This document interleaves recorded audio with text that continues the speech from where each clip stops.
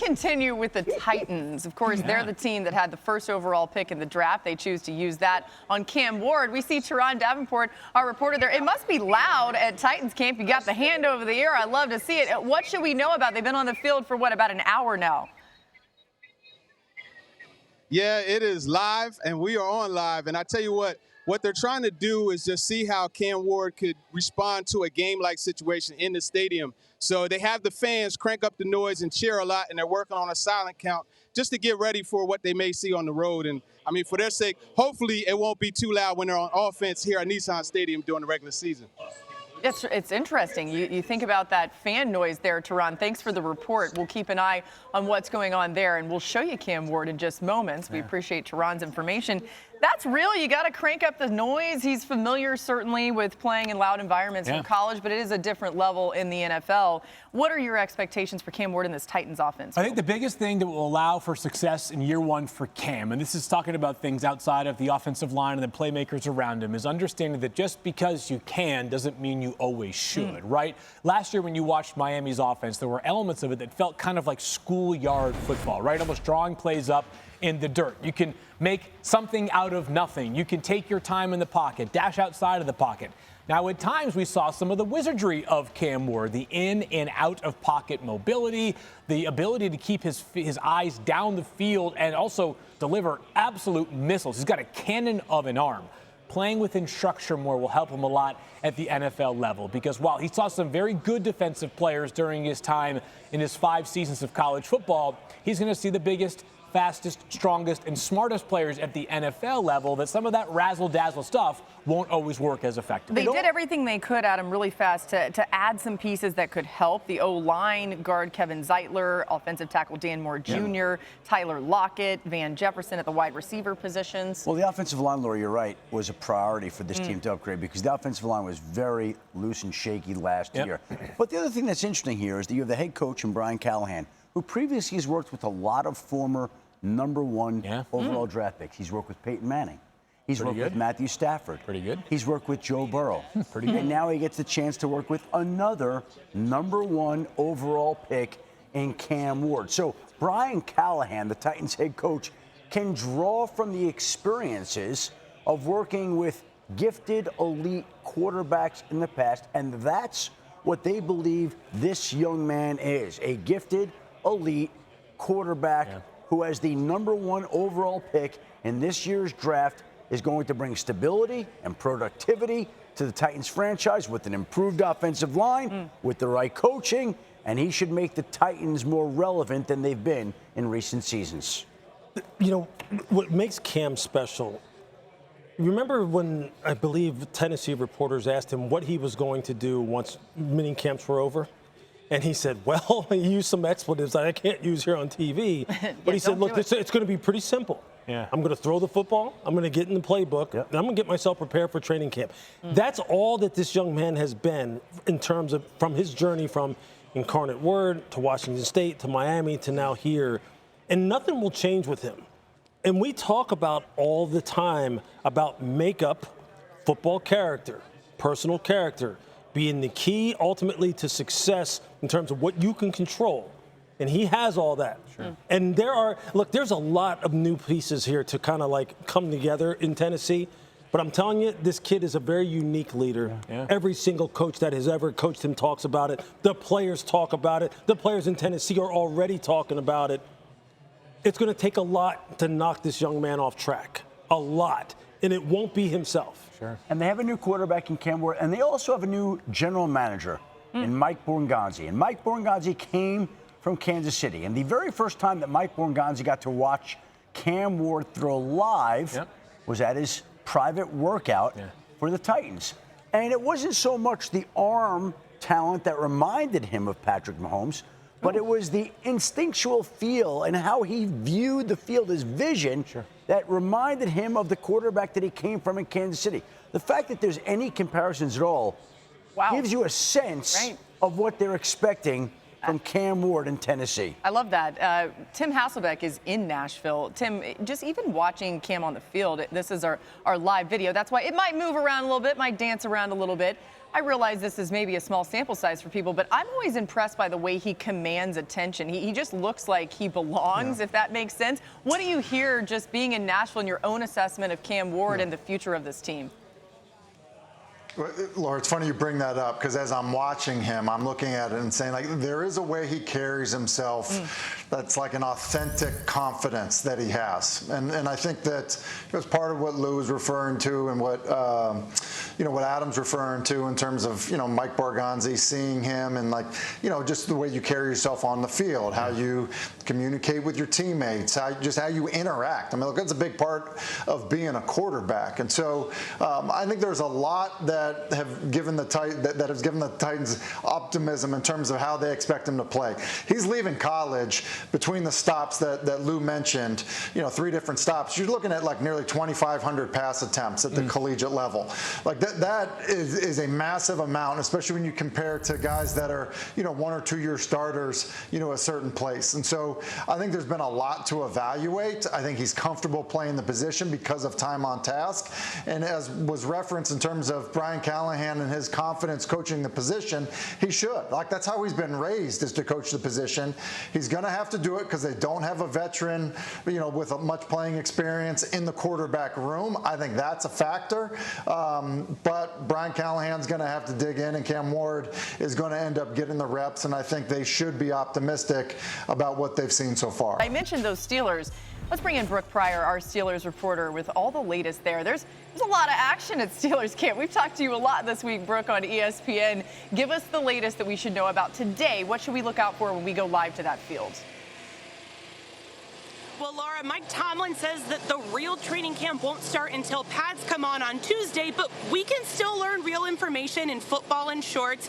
And the 2 things to watch on offense, that Aaron Rodgers, DK Metcalf connection. We know the 2 are suite mates. We know the 2 are sharing a bathroom. They're doing a little cultural exchange with the music and the video games. Aaron Rodgers learning all about how good DK Metcalf is at NCAA college football video game.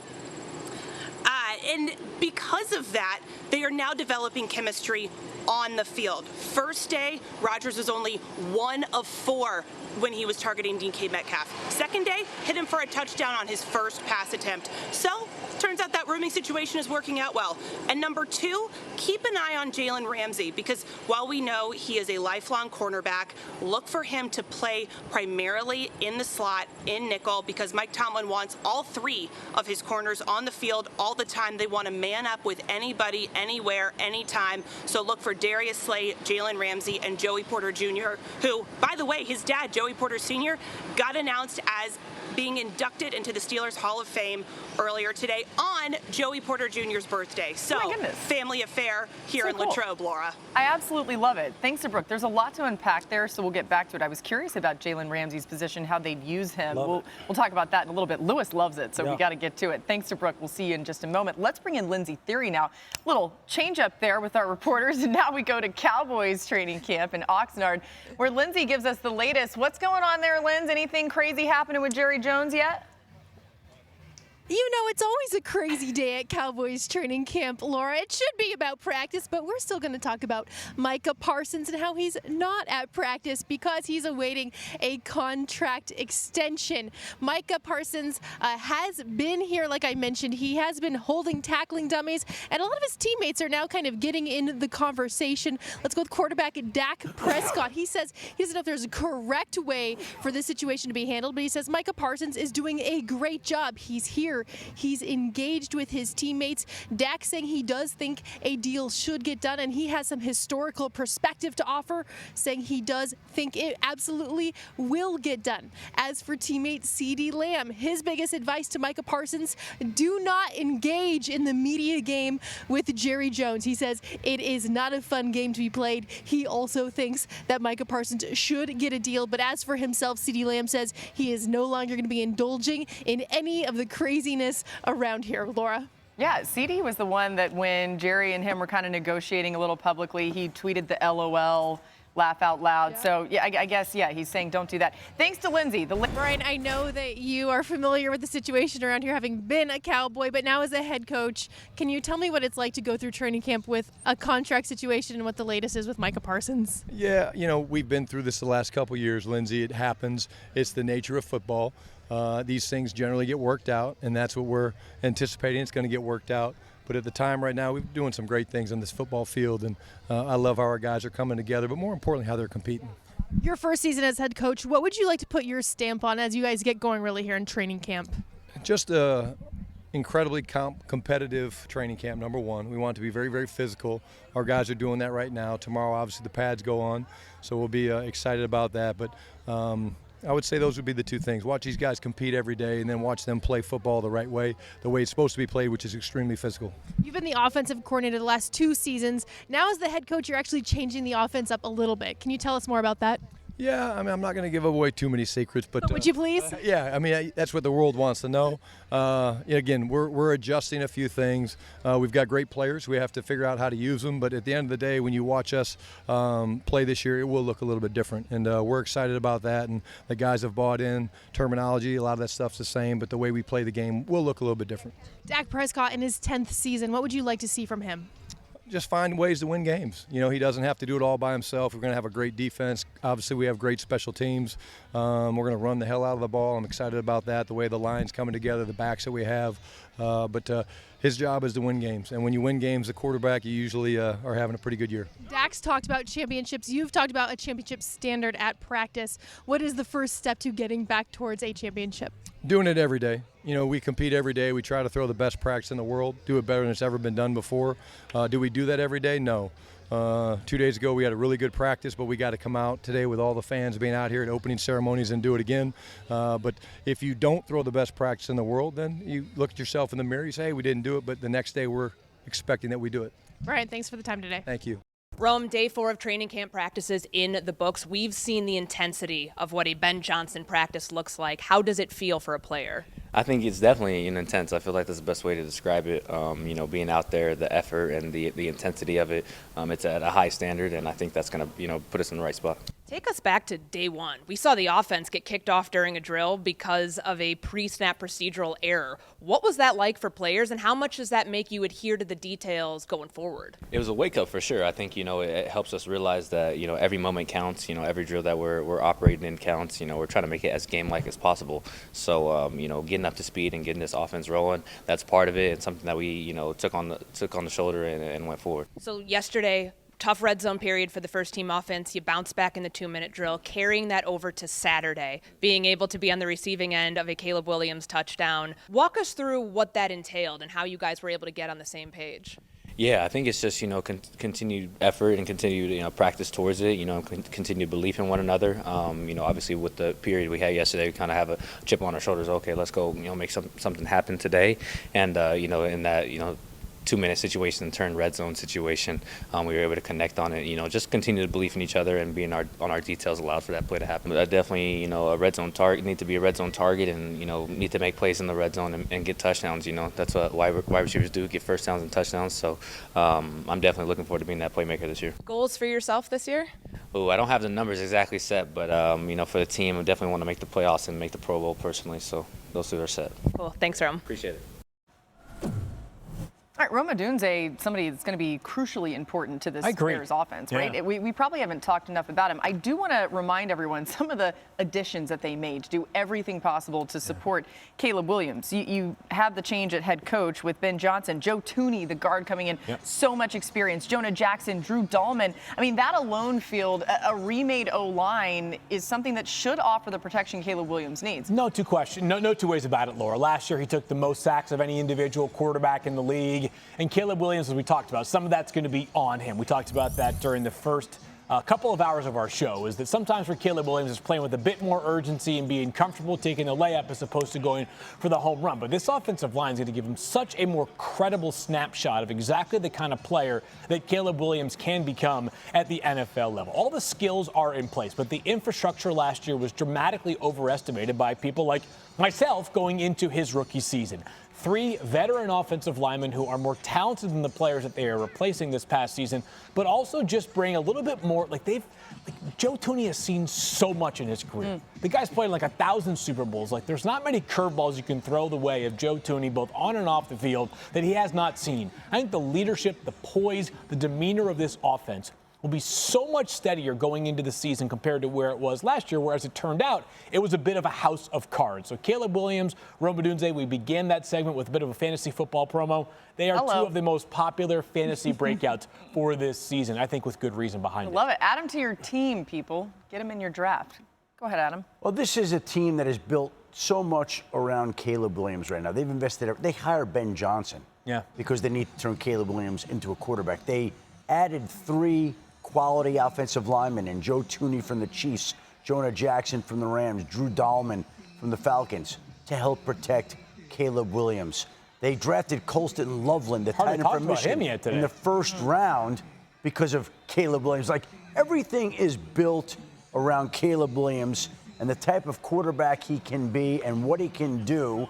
And there's so much riding on him. They need him to be the quarterback that they thought he would be when they used the #1 overall pick in the 2024 draft on the USC quarterback. Look, and speaking of tight ends, they already had Cole Kmet, who's not, he's not a scrub, as Stephen A. likes to say. Cole Kmet is a damn good tight end. You know what? I'm going to flip over to the defense only because, look, I think part of, but I'm still talking about the offense. Yeah. And because part of what Caleb's going through right now, some of these growing pains, getting picked off by the defense. Look, the guy who's coordinating that side of the ball, Dennis Allen, is a damn good coach. Yeah. I mean, he is a great coordinator. Yes, he is. So when you think about, you talked about infrastructure from year 1 to year 2. Look, I think they've leveled up everywhere, quite honestly.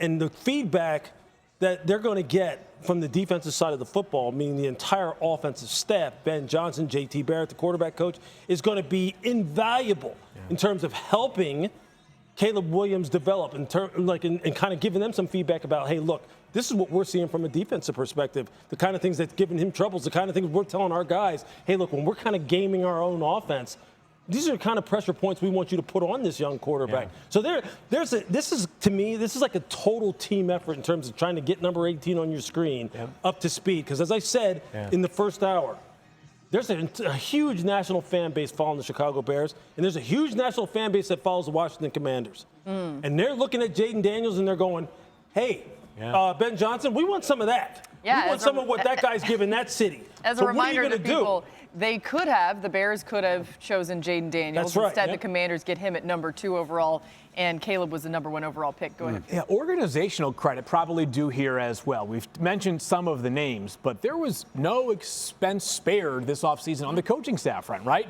Ben Johnson, I don't know exactly what it is, but I'm guaranteeing it's a whole bunch of money. He was the most coveted head coach of the offseason. Dennis Allen, not a cheap coordinator. On the offensive side of the ball, Antoine Randall, brought over from the Detroit Lions. Declan Doyle, brought over from the Denver Broncos. They just kept Eric Bieniemy, now the running backs coach for the Chicago Bears.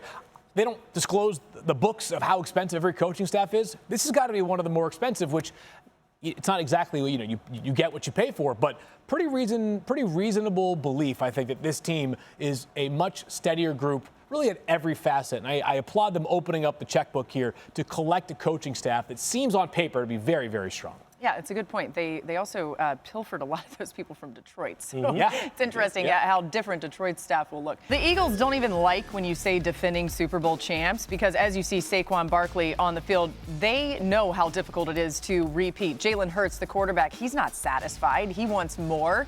Let's bring in Sal Paolantonio, who's been out there at Eagles practice. What's the latest going on there for them and everything we need to know about a team that a lot of people have as a favorite going into next season? Hey there, Laura. You can't have back-together weekend until you're back here with the Super Bowl champs back in South Philadelphia in the concrete jungle. Remember this about the Eagles on their Super Bowl run. They had 21 games last year, 18-3. The foundation of what they did was Saquon Barkley.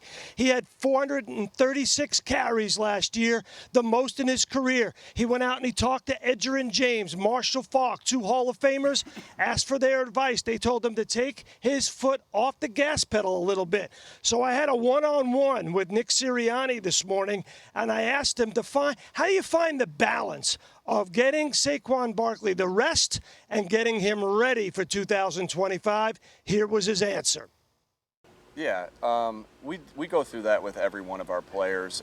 Every player has an individualized plan of how practice should look.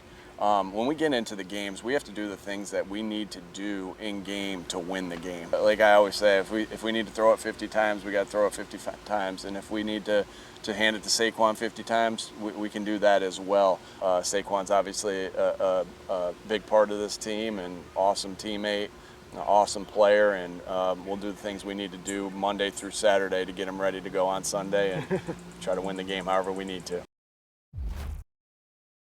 And I asked Nick Sirianni, how does he balance the message of enjoying or savoring the win last year and trying to reset for this year? And he said, we're not savoring anything. You know, these guys are a single-minded focus on 2025. And Nick Sirianni told me in a long conversation I had with him, Laura, that he went out in the offseason to try to find the right secret sauce to sustain success. He talked to Gino Auriemma up in Connecticut. He talked to Nick Saban. He talked to Peyton Manning, gentlemen who've all won major titles everywhere multiple times, to try to find the right formula, the right details, the right approach, the right message, the right words to have sustained success here in Philadelphia, Laura. That was like a Mount Rushmore of great coaches Not there. bad. So he certainly tapped into the right resources. We'll see. So many things have to go their way, but they look stacked once again. Thanks so much to Sal Paolantonio for the latest from the Eagles. I want to bring in Tim Hasselbeck on his thoughts first here, because Jalen Hurts, I think at times, Tim, maybe we haven't given him enough credit. Maybe we have. It's all opinion-based, right? But what do you think is important for him as he goes into another year with a different offensive coordinator? Yeah, I think what's important is that he continues to have input in terms of what they're doing offensively, because he's had so many coordinators, because he's had so much exposure to different things offensively. I think you need to lean into doing the stuff that he's comfortable doing. You know, and in terms of how good is he, you know, where should he be ranked? Look, he's a Super Bowl winning quarterback. And then beyond that, I think he's a tremendous leader. He's a guy that kind of has an incredible calm about him, you know, doesn't get flustered when people are maybe being critical of him. I don't think he's easily excited, you know, in terms of that. And I think that goes a long way, especially when you play for a head coach that is easily excitable. And so I think there's a balance when you just look at the leadership of an organization between head coach and quarterback. Like I think there's a balance of, you know, maybe one guy's emotional. If one guy is, then somebody else has got to kind of bring the steady and calm. I think that's kind of an aspect of Jalen Hurts that, as we look at what type of, you know, franchise quarterback he is for the Philadelphia Eagles, and the value that brings based on how they are structured. So I think he'll play well on the field because he has in multiple systems, and I think they'll continue to do the things he's good at doing, and then I think he'll continue to lead at a remarkably high level. Yeah, I think it's easy to kind of see and really decipher exactly what the identity of this football team is and what it should be going forward, regardless of who's calling the plays. Okay, look, they lean into their offensive line, which is top 5 in the NFL. They have a historic level in terms of talent running back.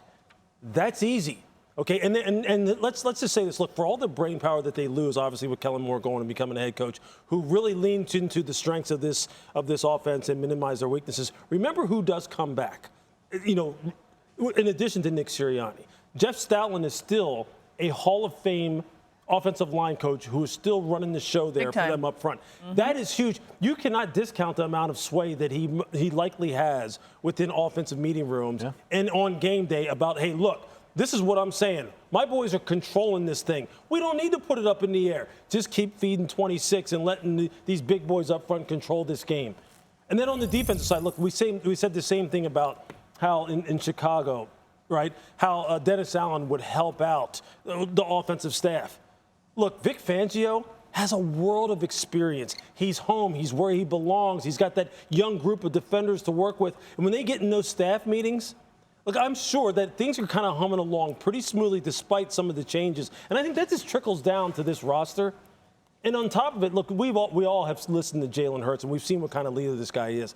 Does he seem like the kind of dude? Like he's been accustomed to change his entire life. Oh yeah, in football. He's unfazed. He spent some time with Michael Jordan too. You know what I mean? Getting advice from How about him. That was pretty cool. In Greece, right? For that Jumpman thing that they had going on over there with Luke and the guys. Yeah, that's pretty big company to be hanging out with. He's trying to take his game to another level. And on top of it, let's just end it by saying this: this team is super talented. Yeah. I mean, they've got crazy players all over the place. They're going to be just fine. We talked so much today on Back Together Day about offensive lines. Have we not? Isn't it cool, though? You said you wanted it to be like a rugged day, remember? You set that tone this morning. I told you, Lou, I'm setting the example because I am the most rugged guy on this set today. And if we're going to talk about offensive lines, we're going to talk about the Philadelphia Eagles because there probably is not a better offensive line in the entire National Football League than the Philadelphia Eagles. Lamar Jackson. It's funny, Field, because I feel like Field Yates, Louis Riddick, and Adam Schefter as well as Tim Hasselbeck here. I feel like recently somebody was talking, one of the Ravens teammates was talking about how, maybe it was Derrick Henry, about how Lamar Jackson is somehow better than he's ever been before. And we hear that every year, and then somehow at times he does seem better, but yet it is that postseason thing, that hump, whatever you want to call it, that they have to get over. Why could this team do that? Well, Laura, once again, this team enters a season. I'm thinking to myself, where's the glaring weakness? So let's go through all the good the Baltimore Ravens have to offer right now. Along the offensive line, maybe just like one question mark about who takes over for a guard position. Wide receiver room, to me, looks very healthy on paper. They extended Rashad Bateman this offseason. Derrick Henry, also an extension recipient. Like, just go across the roster. It's hard to find an area where they feel particularly vulnerable. The safety room should be just as good, if not, perhaps decidedly better this year with Malachi Starks taken in the first round, even with the Ardarius Washington injury that took place during OTAs. I'm going through all the things that are great. There's a lot of them. It's just that they play in a conference right now that has a player in Patrick Mahomes who's been the boogeyman for three other franchises, basically. And there are two other quarterbacks who I think a lot of us view in a very comparable light to Lamar Jackson in Josh Allen and also Joe Burrow. Josh has also been an MVP. Joe could get there one day. But until those guys actually do it when it matters the most, they're going to be thrown into this category of the almost, the potentially excellent, the potentially all-time greats. So for the Ravens, it's just, can we execute when it matters the most in January and play for a Lombardi trophy? We know that's the only glaring omission on Lamar's resume. We know Lamar can be so dynamic. He's a force to be reckoned with for defenses. They did add Jair Alexander, an interesting pickup, Lou, I think, and DeAndre Hopkins also as a wide receiver. There's so many pieces to like. Malachi Starks, you just heard Field mentioning. Mike Green, who probably didn't get enough love in the draft, right? Yep. So what's your outlook for Baltimore? Yeah, it's very similar to what Fields already said.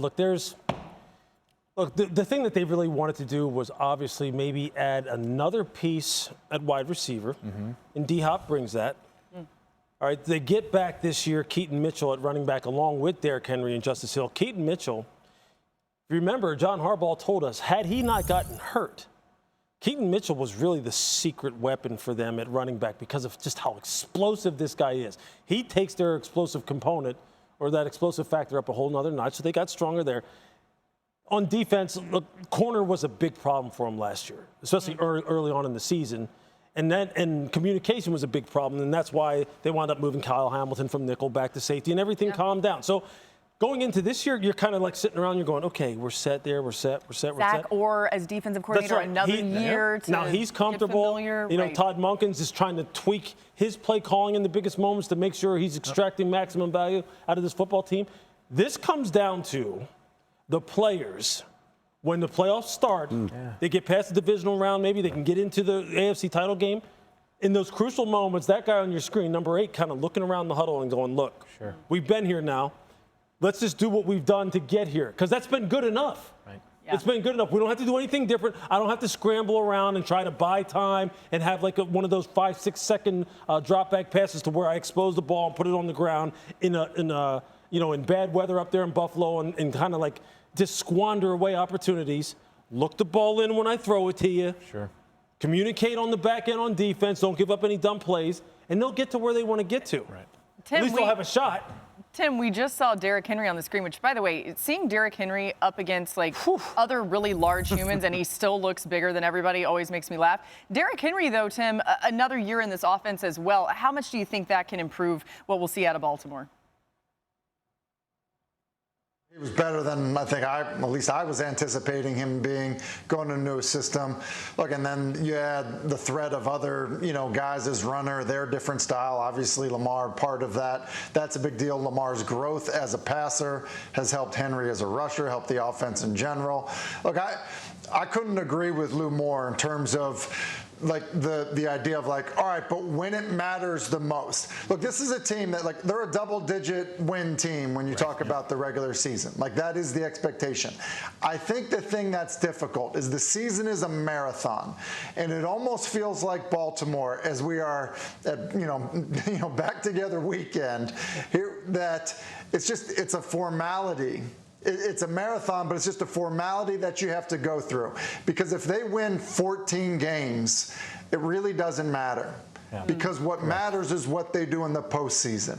And when that is the environment, there is so much pressure that mounts by the time the postseason, comes. And so while they might be a really relaxed team that plays free and loose throughout the season and wins 14 games, can you still do that when you get into the postseason and the talk all week and the build-up all week is, well, can they do it now? Because they haven't been able to do it. That's hard. I was with the Eagles for a few years when that was kind of the environment is could you get past the Rams or could you get past the Buccaneers? Hey, what if you just got that NFC Championship game at home? And I'll just tell you, the vibe changed once you got to it. All of a sudden, how tense everybody was changed quite a bit. Yeah, that's real. An important point. Sure is. I don't want to go away from too much of this practice video, so let's just briefly pop the schedule up here, and then we'll pop right back to the Ravens live at practice. I just want to go through this, Adam, because we're talking about them being a double-digit win team. That makes sense to me. There are some games here, though, that are going to be difficult, and we'll test them. Week 1 at the Bills. Every matchup is tough, but you open up in Buffalo, which is a tough matchup. And it's interesting that they open up against Buffalo because the conversation that we're having here right now about the Baltimore Ravens is almost identical for the Buffalo Bills. You could insert one team or the other in that conversation. Both teams are great. Both teams have knocked on the door. Both teams can't get past the Kansas City Chiefs, and both teams are trying to figure out the way to get around Kansas City and take that extra step to catapult themselves into the Super Bowl to give them the chance for the type of success that Kansas City has had.